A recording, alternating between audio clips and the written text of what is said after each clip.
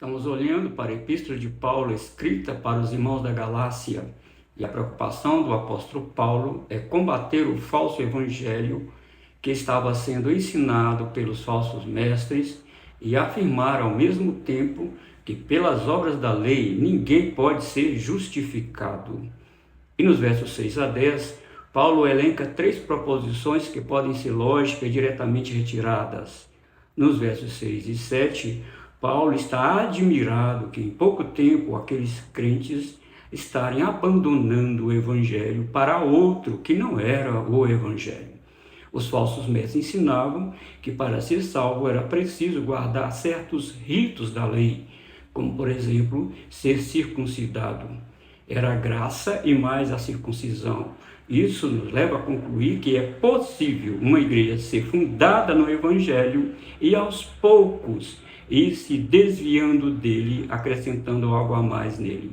Isso posto, nos versos 8 e 9, podemos afirmar que é impossível ter 2 versões verdadeiras do evangelho. Ou temos e pregamos o evangelho, ou temos e pregamos outra coisa que não seja o evangelho de Cristo. Não podemos adicionar nada a ele. Se por um lado há os legalistas, por outro há também os antinomistas, conforme se vê no capítulo 5, versículo 13. Eles estavam usando da liberdade em Cristo para viverem guiados pelos desejos pecaminosos. Isso não é possível para os que são salvos, porque ao invés de liberdade para pecar, o Evangelho nos leva a mortificar esses desejos pecaminosos. E por último, temos o verso 10. Ele diz que é impossível agradar a homens e ao mesmo tempo ser servo de Cristo.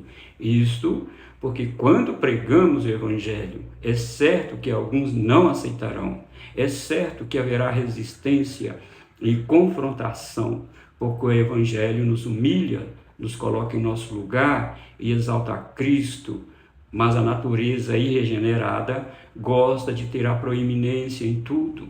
Ser salvo somente pela graça e sem aditivo humano não faz parte da natureza caída do homem, pois ele quer ter a primazia e glória. Mas o Evangelho diz que a glória é de Deus e não nossa. Que Deus nos ajude a não somente começar no Evangelho, mas perseverar nele.